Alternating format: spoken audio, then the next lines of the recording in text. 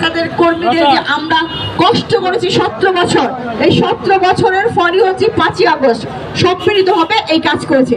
তাই আমি বলবো আমরা আমাদের কষ্টগুলোর কথা ভুলবো না, আমরা কোনোভাবে আওয়ামী লীগকে এটা দিব না। শুধু তাই না, যারা দিনের বেলা বিএনপি করেছে, আওয়ামী লীগের সাথে রাত করেছে, মহব্বত করেছে, তাদেরও আমরা এই ফর্ম দিব না।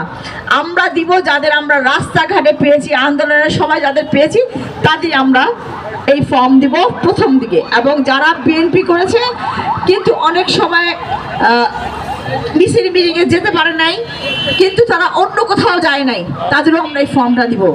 আমরা সবাই একত্রভাবে থাকবো। আমাদের ভারপ্রাপ্ত চেয়ারম্যান সবসময় বলেছেন ঐক্যবদ্ধর কোনো বিকল্প নাই।